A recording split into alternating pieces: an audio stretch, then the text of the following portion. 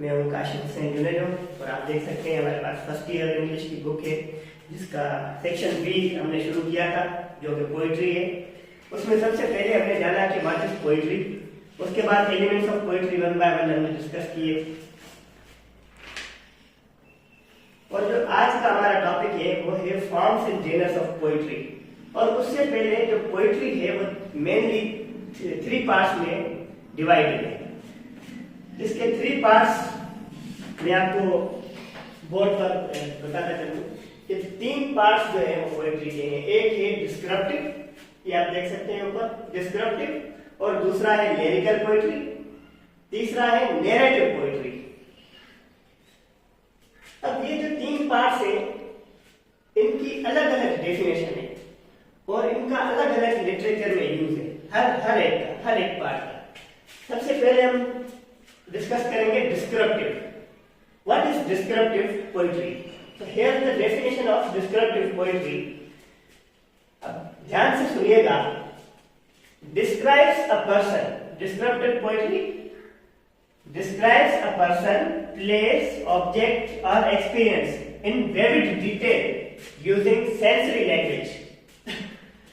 कि descriptive poetry वो poetry होती है जो किसी पर्सन के बारे में हो, किसी इंसान के बारे में, इट मीन्स किसी प्लेस के बारे में हो, किसी जगह के बारे में, कोई सीनरी हो, कोई भी चीज हो, व्हाट्सएवर, कोई नेचुरल साइट भी हो सकती है, वो आपको एग्जांपल में बताएंगे। उसके बाद ऑब्जेक्ट हो, कोई खास चीज हो जिस पर बात की जा रही हो, और एक्सपीरियंस या किसी इंसान का एक्सपीरियंस हो उसके बारे में इन वेरी डिटेल, बहुत ही मतलब डिटेल, जो मतलब बहुत ही डिटेल हो, यूजिंग सेंसरी लैंग्वेज, ऐसी लैंग्वेज जो हमारे 5 सेंसेस को अपील करे। जाहिर सी बात है, आपने साइंस में पढ़ा होगा कि हमारे इंसान के जो सेंसेस होते हैं वो 5 सेंसेस होते हैं। Sense of sight, sense of touch, sense of smell, sense of hearing and sense of smell. So कहने का मकसद लिटरेचर में इट मींस के जो रीडर्स होते हैं उनको इंप्रेस करती है ये चीजें। सेंसरी लैंग्वेज जब पोएट्स यूज करते हैं तो जो रीडर्स होते हैं वो इंप्रेस होते हैं पोएट से। अब इसका एग्जाम्पल हम लेंगे। एग्जाम्पल सबसे पहला है लैंडस्केप। अब लैंडस्केप वर्ड से जाहिर है कि हमारी डेफिनेशन के मुताबिक that is about place, that is about place, natural site है ये लिए। और नेचुरल पोएट्री, नेचर पोएट्री या पोएट्री जो है वो नेचर के बारे में हो। For example that is also site, place, और किसी पर्सन के बारे में भी हो सकती है। अब इनको डिफाइन करने के बाद हम इनकी क्लासिफिकेशन करेंगे। हमारी बुक में देखेंगे कि कौन सी पोएम जो है वो डिस्क्रिप्टिव है और कौन सी पोएम लिरिकल है और कौन सी पोएम नैरेटिव है। उसके बाद हम आते हैं तो दूसरी हमारे पास टाइप है पोएट्री की, वो है लिरिकल पोएट्री। अब लिरिकल पोएट्री क्या होती है? इसकी डेफिनेशन है expresses the poet's thoughts, feelings and emotion। कि शायर के जो ख्यालात हैं और इमोशन से, जज्बात जो है उनको बयान करती है, उनको जाहिर करती है, उनको एग्जिबिट करती है यूजिंग म्यूजिकल लैंग्वेज, रिदम। अब म्यूजिकल लैंग्वेज क्या होती है? जो ऐसी लैंग्वेज जिसमें बहर हो, जिसमें राइमिंग स्कीम और लिटरेरी डिवाइसेस और मतलब ऐसी चीजें पोइट्स ऐड करते हैं जिससे उस पोइट्री का वजन, बहर और जो इंटरेस्ट है वो बढ़ता है। अब देखिए using musical language, musical language में आपको बता रहा था जैसे कि इस डेफिनेशन में ये है rhythm and rhyming to create a song like quality. Song like quality बन जाती है इन पोएम्स की। अब हम एग्जांपल लेते हैं लिरिकल पोएट्री। आपको समझ में आ गया होगा कि ऐसी पोएट्री जिसमें पोएट अपने फीलिंग्स और इमोशंस को जाहिर करे और लैंग्वेज उसमें मतलब स्टाइल कौन सा हो उसका लिखने का, उसमें रिदम हो, राइमिंग हो और सॉन्ग लाइक क्वालिटी बन जाती है इस पोएम की ऑलमोस्ट। अब एग्जांपल है इसका सोनेट्स, 14 लाइन सिस्टम्स आपको पता है सोनेट्स। तो उसके बाद है odes, these are the examples of lyrical poetry. अब हम आते हैं नैरेटिव पोएट्री क्या होती है। Sorry, narrative poetry. Here's the definition of narrative poetry. Narrative poetry tells a story. ऐसी पोएट्री जो हमें कोई स्टोरी बताए, जो कोई कहानी हमें बताए, दास्तान, often with a beginning, मतलब उसकी प्रॉपर एक बिगिनिंग हो, मिडिल एंड एंड। जिसका मतलब जाहिर सी बात है जो भी शायद कोई स्टोरी होती है उसका पहले एक स्टार्टिंग पॉइंट होता है, फिर उसका दरमियाना पॉइंट होता है जिसको मिडिल बोलते हैं, और उसका जाहिर सी बात है फिर कंक्लूजन या डिनाउंसमेंट भी होती है जिसको हम एंड बोलते हैं इंग्लिश में। अच्छा, उसके बाद है एग्जाम्पल। अब नैरेटिव पोएट्री के एग्जाम्पल्स हम क्या ले सकते हैं, कौन कौन से एग्जाम्पल्स हैं? Epic poems, long narrative poems. Epic is a type of poem which is long narrative poem, or ballads are also those poems which tells a story, a long narrative story। उसके बाद जो हमारा topic है, जो हमारा real topic है, वो है forms and genres of poetry. अच्छा, सबसे पहले मैं आपको इसकी क्लासिफिकेशन बताऊं कि हमारी जो बुक है उसके हिसाब से कौन कौन सी जो पोएम्स है वो है डिस्क्रिप्टिव है, और कौन कौन सी पोएम्स लिरिकल है, और कौन सी नैरेटिव है। सबसे पहली जो हमारी पोएम है the character of happy life written by sir Henry Wotton, that is a narrative poem. That is a narrative poem. उसके बाद हमारी जो सेकंड पोएम है डोंट क्विट जो पोएम है वो है लिरिकल सेकंड पोएम हमारी बुक की। और जो थर्ड पोएम है हमारी बुक की वो है ओzymandias, जो कि पर्सी bysshe शेले ने लिखी है, और वो है नैरेटिव।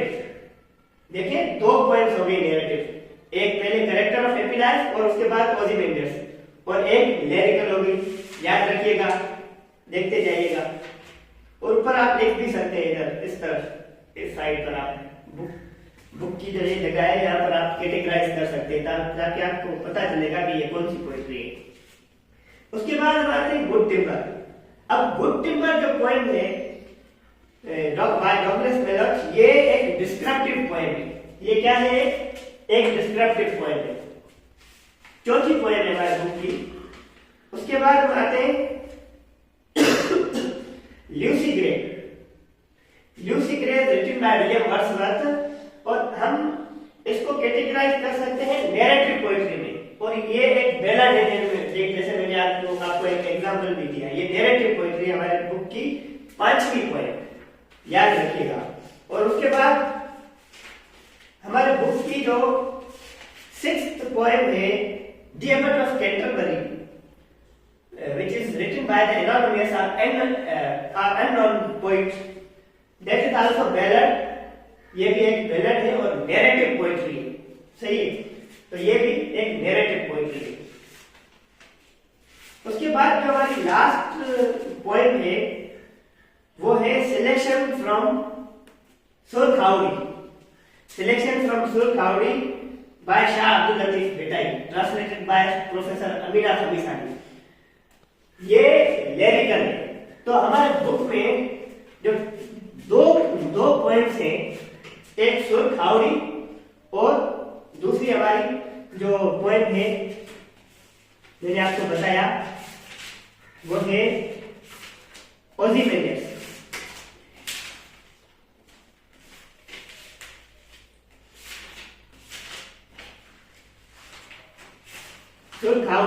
सुरखावड़ी हमारी कौन सी पोएम है? लिरिकल। सुरखावड़ी और डोंट क्विट हमारे लिरिकल पोएम्स है, और बाकी जो चार पॉइंट्स हैं वो कौन सी है हमारी? नैरेटिव एक है डिस्क्रिप्टिव जो कि गुड टिम्बर है। नाम आप याद रखिएगा ताकि आप इन काइंड्स की बेसिस पर इनकी क्लासिफिकेशन कर पाए। उसके बाद हम आते हैं जो हमारा टॉपिक है आज का, वो है फॉर्म्स एंड जेनरल्स ऑफ पोएट्री। सबसे पहले हम ये जो टर्म्स लिखे हुए हैं यहाँ पर इनके बारे में जानेंगे कि ये जो फॉर्म्स होती हैं और जेनरल्स होती हैं, ये दरअसल इंग्लिश लिटरेचर में इनका क्या रोल है और व्हाट आर दीस। सबसे पहले है फॉर्म्स और उसके बाद है जेनरल्स। सबसे पहले हम डिस्कस करेंगे फॉर्म। नंबर 1 पर है फॉर्म, हम इसको नंबर 1 दे देते हैं। उसके बाद है जेनरल्स। अब फॉर्म, इधर मैंने डेफिनेशन लिखी है फॉर्म की। फॉर्म्स मींस मेनी फॉर्म्स, इधर मैंने सिर्फ सिंगुलर लिखा है। The structural patterns and organizations used in the poetry. The structural patterns मतलब जो स्ट्रक्चर होता है पोएट्री का, सही है। And organisations used in the poetry, और ऑर्गेनाइजेशन और उसकी जो तरतीब होती है पोएट्री में, उसको हम क्या कहते हैं? उसको हम कहते हैं फॉर्म ऑफ अ पोएम, सही। द स्ट्रक्चरल पैटर्न्स, एक पैटर्न स्ट्रक्चरल और एक ऑर्गेनाइजेशन तंजीम यूज्ड इन द पोएट्री, ये एक मतलब तरतीब होती है, तो उसको हम क्या कहते हैं? फॉर्म। अब एग्जांपल हम इनके लेते हैं। सबसे पहले हमारे पास इसका एग्जांपल है सोनेट। नंबर 1 सोनेट, जो कि 14 लाइन स्टेंजा है, आपको पता है स्टेंजा पोएम है जिसमें एक ऑक्टेव और एक सस्टेट होता है। तो ऑक्टेव 8 लाइन और सस्टेट से 6 लाइन मिलाकर कितने हुए? 14। उसके बाद हाइकू, ये एक फॉर्म है पोएट्री की जो 3 लाइन पोएम है, ओरिजिनेटेड फ्रॉम जापान। ये जापान से आई है, मतलब जापान से ड्राइव हुई है हाइको, और ये भी एक फॉर्म है पोएट्री की। उसके बाद है फ्री वर्स, जो कि आजाद नज़म है, जिसमें जो राइम्स होते हैं या राइमिंग वर्स होते हैं, मीटर होते हैं, या जो आप कह सकते हैं कि रिदम या म्यूजिकलिटी वो होते ही नहीं है बिल्कुल, क्योंकि ये फ्री वर्स होती है, और जिसको हम उर्दू में क्या बोलते हैं? आजाद नज़म, फ्री वर्स। अब देखिए इन तीनों के जो स्ट्रक्चर है उसमें डिफरेंस है। ये 14 लाइन स्टेंजा है, ये 3 लाइन वाली पोएम है, ये फ्री वर्स है, इसमें कोई लिटरेरी जो जैसे कि रिदम, राइम और rhyming words, musicality, this types of things are absent. और बैलड, अब बैलड जो है वो एक ऐसी पोएम है जो कोई स्टोरी बताती है, स्टोरी सॉन्ग, सही है। तो इन चारों का जो स्ट्रक्चर है उसमें डिफरेंस है। उसके बाद कोड है, ये भी इसका एग्जांपल है फॉर्म का। अब जो हमारा दूसरा टर्म है जिसको हमने नंबर 2 का नाम दर्जा दिया है जेनरल्स। मैंने यहाँ पर सिंगुलर लिखा है जेनरल। द कैटेगरीज, डेफिनेशन बता रहा हूं आपको। The categories are styles of poetry based on their content, tone और थीम्स। के ऐसी पोएट्री की कैटेगरीज या स्टाइल्स, कैटेगरीज या स्टाइल्स इसके पोएट्री के बेस्ड ऑन देयर कंटेंट, जो किस पर मुश्तमिल हो? उनके कंटेंट पर मुश्तमिल हो, उनका जो मवाद है, मटेरियल है, उन पर मुश्तमिल हो। और टून मैंने आपको बताया कि जो थीम होती है उनकी, फॉर एग्जांपल जैसे कि फैंटेसी, साइंस फिक्शन है, कोई ड्रामा होता है, कोई हॉरर होता है, कोई ट्रेजेडी होती है, तो इस तरह की जो चीजें लिटरेचर में होती है वो थीम और थीम्स या थीम्स जो उनकी सेंट्रल पॉइंट्स होती हैं या कोई टॉपिक्स होते हैं, जैसे कि अब देखिए जेनर के एग्जांपल हम लेते हैं लिरिक। सबसे पहला जो एग्जांपल है जेनर का वो है लिरिक। हमने आपको पहले भी बताया कि लिरिक जो है वो किस तरह की पोएम होती है, लिरिक पोएट्री किस तरह की होती है, जिसमें पोएट अपने थॉट्स और फीलिंग्स और इमोशंस को एक्सप्रेस करते हैं बाय यूजिंग म्यूजिकल लैंग्वेज। तो ये इसकी डेफिनेशन भी मैंने आपको बताई। तो ये थोड़ी डिफरेंट चीज है, फॉर्म से जेनर डिफर करती है। और नैरेटिव पोइट्री, जैसे कि हमने नैरेटिव पोइट्री में पढ़ा, जो ऐसी पोइट्री जो हमें स्टोरी बताए, often with the beginning middle and and. बाकी जो पोएम्स हैं उनमें इस तरह की चीजें नहीं होती, स्टोरीज नहीं होती। ये जो पोएम्स होती है नैरेटिव, इनमें स्टोरीज होती हैं और लॉन्ग नैरेटिव्स होते हैं। एपिक एक लॉन्ग नैरेटिव पोएम होती है which also tells a story. Stair ये एक ऐसी पोएम है जो सोशल नॉर्म्स को क्रिटिसाइज करती है। ये भी एक जेनर ऑफ पोएट्री है। एग्जांपल दे रहा हूं मैं आपको। Elegy, a poem which commemorates the death of any dear or near to someone, वो एलिजी होती है। तो जेनर की एग्जांपल एलिजी। तो ये है आपके सामने 3 टाइप्स ऑफ पोएट्री, उसके बाद forms and genres of poetry. अब हम थोड़ा क्विक रिव्यू करते हैं इन चीजों का, और अगला लेक्चर भी हमारा इन चीजों पर होगा जो आप सुनेंगे।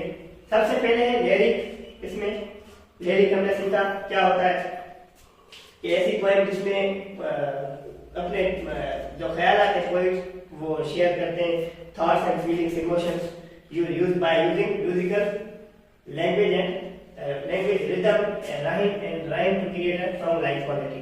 उसके बाद सोनेट भी हमने जाना, और सोनेट की प्रैक्टिकल एग्जांपल हम यहाँ पर देखते हैं। फॉर एग्जांपल सोनेट हम कैसे इसको मान सकते हैं। सोनेट में 2 स्टैंजा होते हैं, एक होता है ऑक्टेव और जो 8 लाइन होता है, और एक होता है 6 लाइन वाला सस्टेट। तो 6 और 8 प्लस कितने हो गए 40। तो ये एक सोनेट है। और सोनेट हमारी बुक में एक है, वो है ओजिमेंटस, जिसका पहला स्टैंजा 8 लाइन का है और दूसरा 6 लाइन का है। उसके बाद एलिजी मैंने अभी आपको बताया कि poem which commemorates the death of any loved one. उसके बाद ballad, a poem which tales a story. Epic which is a long narrative poem. So this is the short and brief review of these types of things. If you have any questions, any queries, you can ask in the inbox. Don't forget to like, comment and share. That's all. Thank you.